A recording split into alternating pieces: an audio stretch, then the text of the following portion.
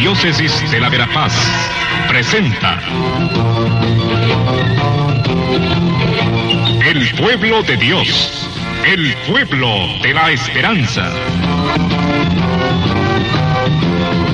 Estimados amigos, una vez más tenemos el gusto de entrar en sus hogares a través de este programa, con el mensaje de crecimiento espiritual y familiar.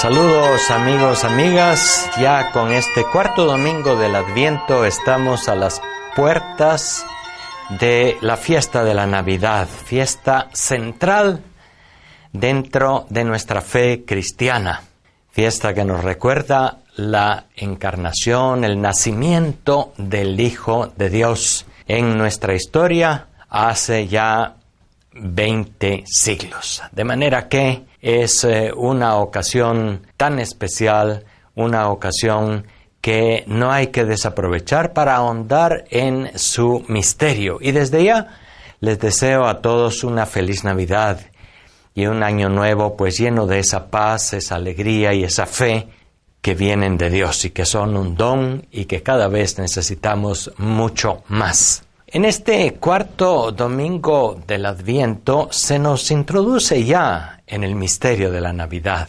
Y a partir de la palabra de Dios, del profeta Miqueas, de la carta a los Hebreos y del Evangelio de Lucas, podemos reflexionar sobre el significado de la Navidad, del nacimiento del Hijo de Dios entre nosotros. Y fíjense que lo primero que me llama la atención al hacer la lectura de los textos bíblicos de esta semana es el profeta Miqueas en su primera lectura, que ya en el Antiguo Testamento pues nos habla de Belén, Belén de Efrata. Y para nosotros hoy, en nuestra mentalidad cristiana del siglo XXI, pues Belén es mundialmente conocida como un pequeño pueblito, como una pequeña aldea, pero que al mismo tiempo es famosa en todo el mundo por haber sido el lugar del nacimiento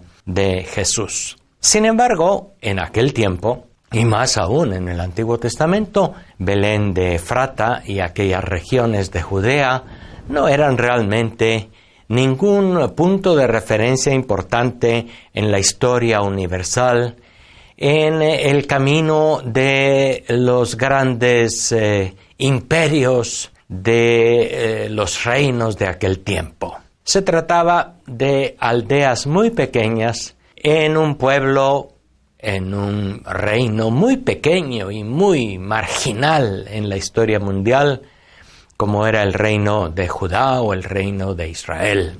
Muy antiguo, pues, muy antiguo el nombre, sin embargo, no tan antigua su fama y su poder, nada de influencia, nada de publicidad en aquellos lugares. Sin embargo, el camino de Efrata es ya mencionado en el libro del Génesis en el capítulo 35 y pueden ver ustedes quizá también los versículos 19 y 20 cuando se habla de una mujer famosa en el Antiguo Testamento también, uno de los grandes amores de Jacob, el primer amor de Jacob, que justamente le llegó la hora del parto en el camino a Belén, en el camino de Efrata. Y allí dio a luz a Benjamín y allí murió ella, puesto que murió de parto, Raquel. De manera que es ya un recuerdo muy antiguo que no se conoce mucho en el libro del Génesis, pero que nos habla también del significado que tiene aquel lugar por donde pasó María, por donde pasó José y en donde nació el Hijo de Dios. Belén de Efrata, un pueblo antiguo.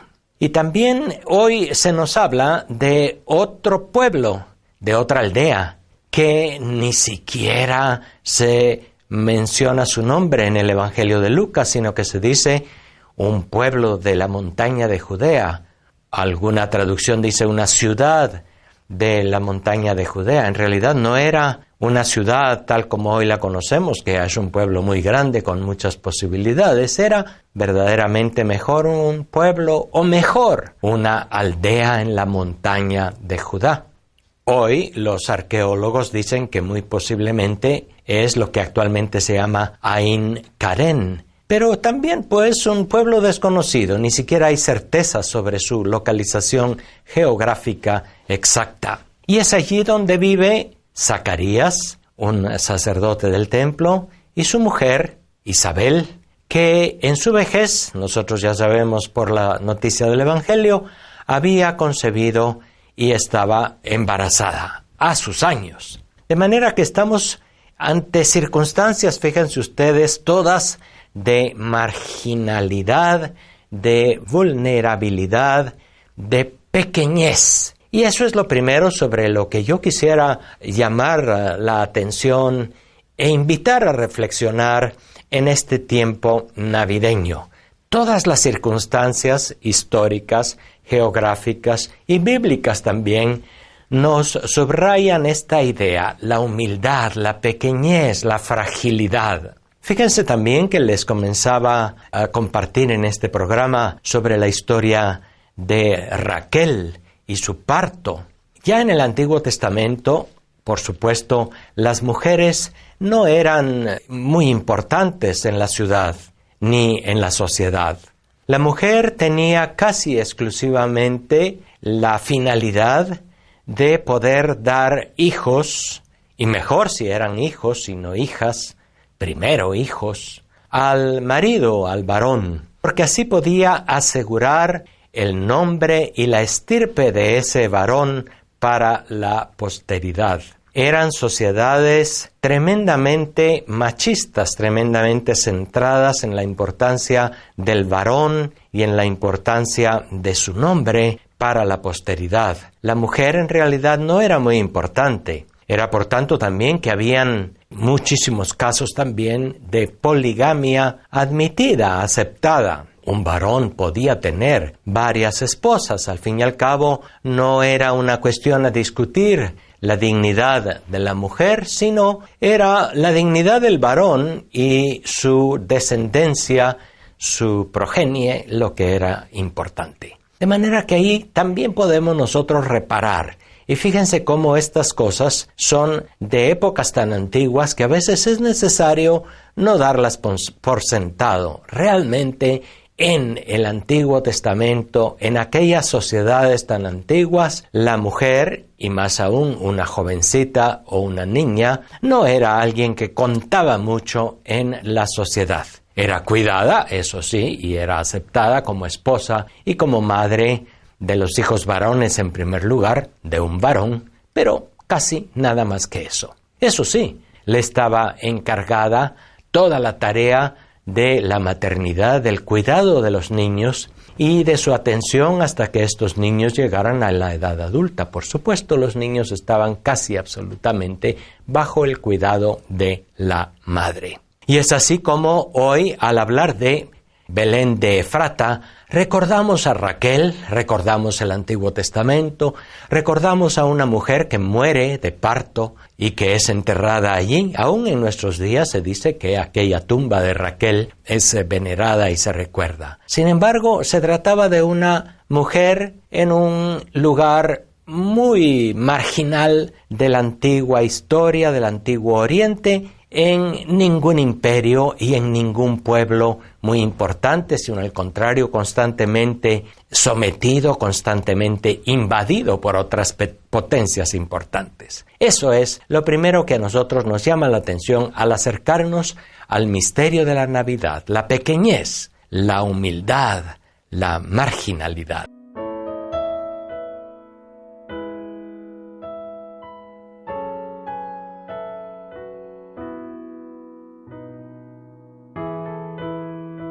El misterio de la Navidad es precisamente un elemento central en nuestra fe y uno de sus puntos muy importantes es justamente este. Dios, el Hijo de Dios, ha entrado en nuestra historia y ha querido hacerse hombre, pero justamente ha escogido los márgenes, ha escogido lo más pequeño, humilde y vulnerable, ha escogido la pequeñez. Y no es que así tenía que ser, por supuesto, sino que así escogió hacerlo. ¿Para qué? Es ahí donde está la pregunta importante. ¿Para qué? Para que encontráramos la presencia de Dios en lo más hondo, en lo más vulnerable, en lo más pequeño, en lo más sencillo de este mundo. Mientras nuestra mentalidad es a veces todo lo contrario. Queremos encontrar a Dios en el poder, en los milagros, en las cosas superlativas, en los personajes que brillan, en los grandes prodigios. ¿Por qué? Porque esa es nuestra mentalidad común de lo que Dios es. Dios todopoderoso, Dios que tiene la capacidad absoluta, es omnipotente, es todopoderoso. Esa es nuestra mentalidad común. Y no se puede negar que si consideramos que Dios es Dios, tiene que ser omnipotente y todopoderoso. Sin embargo, para corregir esa tendencia de pensar a Dios solamente en términos de grandeza, de imperio, de poder, pues Dios se hace hombre, se hace pequeño.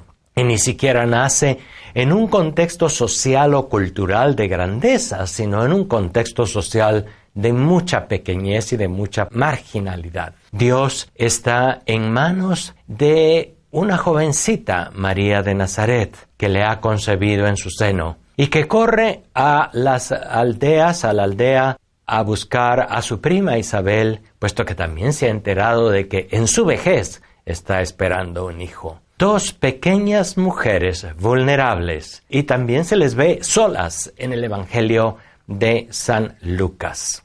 El Evangelio de Mateo, pues insiste en todas estas historias de la infancia, en la figura de José. El Evangelio de Lucas no. El Evangelio de Lucas deja a María sola.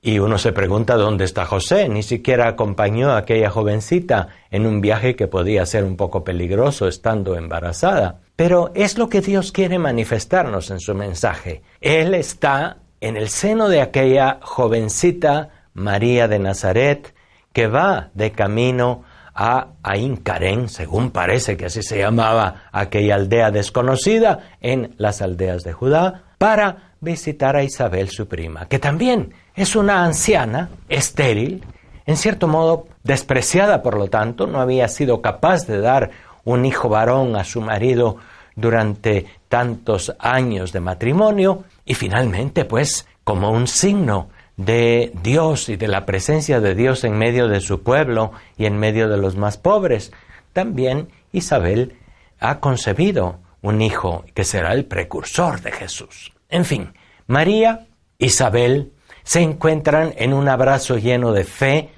de alegría, de esperanza, de sencillez, de humildad.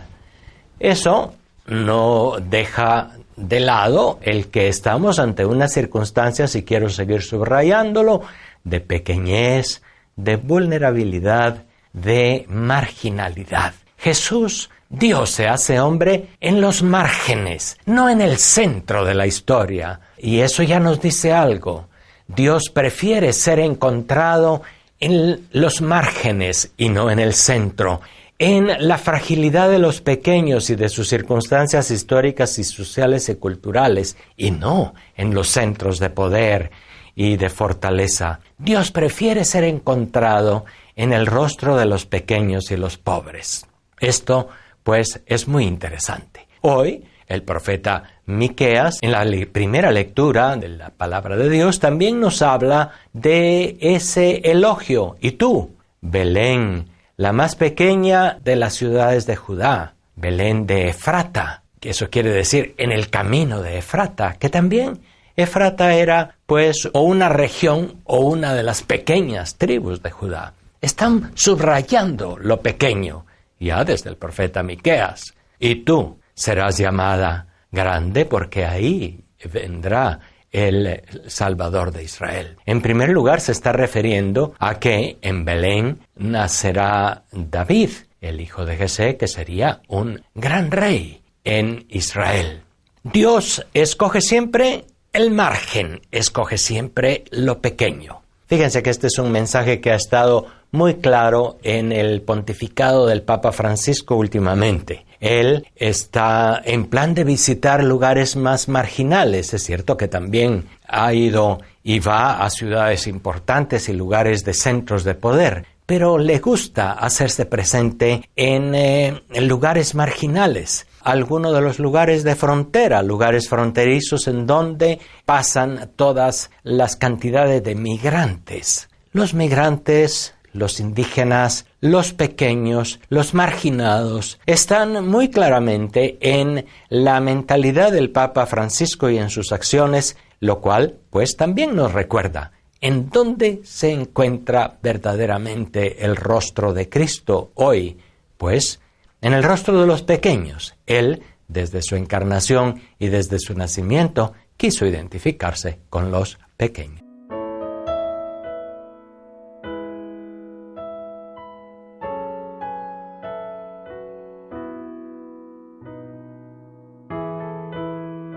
Es importante subrayar también, como hace el Evangelio de San Lucas, la importancia de la mujer. Ya les había dicho algo que ya en el Antiguo Testamento, culturalmente hablando, las mujeres eran secundarias y muy marginadas. Y Lucas lo subraya. Todas las escenas están centradas en María y en Isabel. Son estas mujeres las que manifiestan la predilección de Dios. Y María es presentada de una manera particular en el Evangelio de San Lucas con algunas características que no son las de la Reina del Cielo, las de la Asunta a lo más alto de la gloria, la de la Inmaculada Concepción, todos títulos que hemos nosotros dado a la Virgen a lo largo de los siglos, sino son aquellas características primeras de María. María es, en primer lugar, la mujer de fe.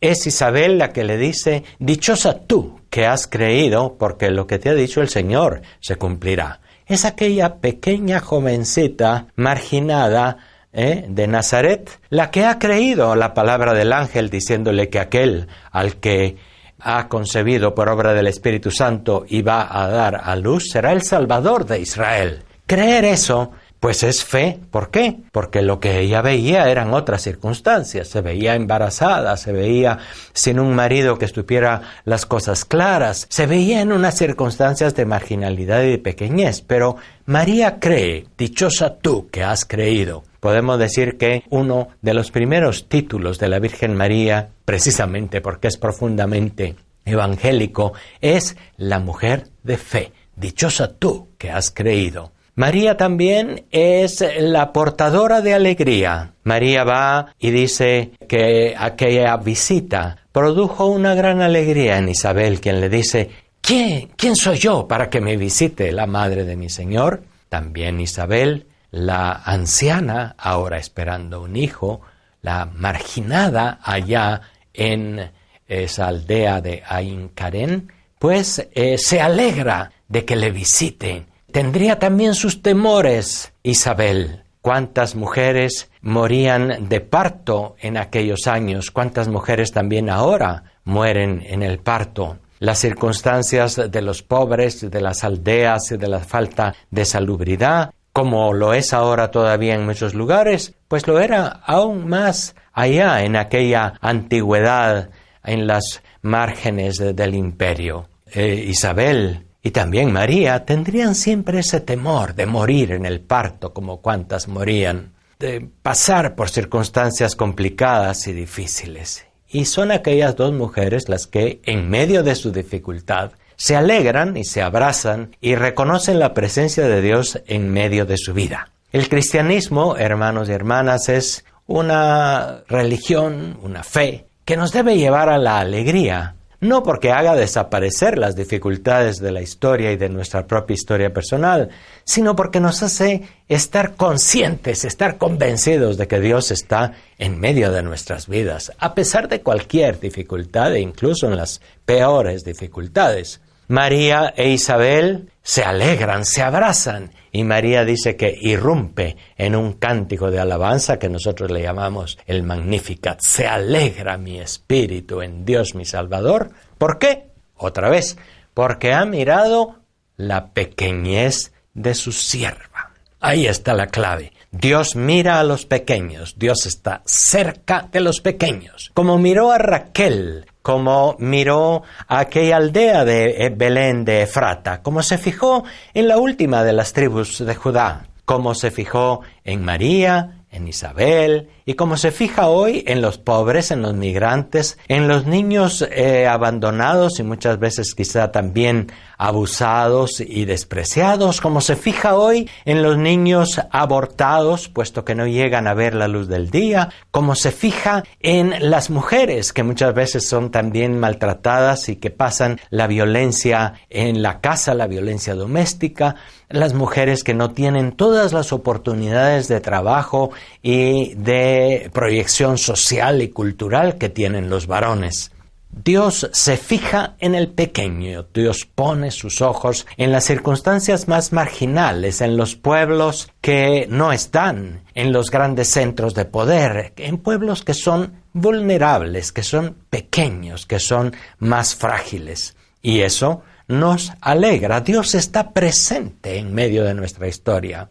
Ese es el mensaje central de la Navidad. Y María también lleva la paz. María visita a Isabel y sin duda que esa visita les da a ambas la paz de saber que están en circunstancias difíciles, pero al mismo tiempo que el Señor está con ellas en su casa, en su caminar, en su pueblo, aunque se sientan solas. Aunque la mujer en nuestros días e incluso en la historia actual, en la iglesia, no tenga siempre el reconocimiento, el valor que Dios le da, la Navidad nos hace poner los ojos, centrar los ojos en María y en el niño, en este pequeño niño tan indefenso, tan vulnerable, tan pequeño, pero que al mismo tiempo nosotros reconocemos como el Dios de Israel, el Salvador, el Mesías, el Señor. Ese fue el objetivo de San Francisco de Asís cuando inventó los nacimientos, los belenes, como le dicen en otras latitudes. El nacimiento, que es también una de las tradiciones bonitas, hermosas de nuestra cultura y que nos hace ver de una manera plástica lo que fue aquel momento. Jesús, el niño, rodeado de pastores, de animales, de pequeños, en un lugar marginal y vulnerable, un pequeño pesebre. Ojalá pues que la Navidad que estaremos celebrando dentro de pocos días sea un momento de paz, de profunda alegría. Ojalá que renueve en nosotros la atención a los pequeños, a los pobres, a los más marginados. Que oremos, que desboquemos nuestro corazón en atención a aquel que en nuestro contexto consideramos más pequeño y que así, pues reconociendo a Dios en medio de nosotros, nuestros corazones se llenen de alegría y de paz. Les deseo a todos y todas muy feliz Navidad. Y feliz en este sentido, porque es la Navidad no de los cohetes de la fiesta y mucho menos del licor y de los desmanes, es la Navidad de la paz y de la presencia de Dios en medio de la familia y en medio de nosotros.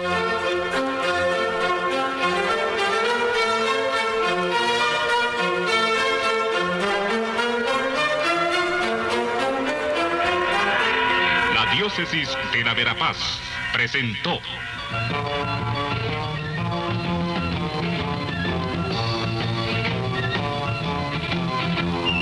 El pueblo de Dios, el pueblo de la esperanza. Agradecidos por su atención al mensaje de crecimiento espiritual y familiar. Hasta otra oportunidad.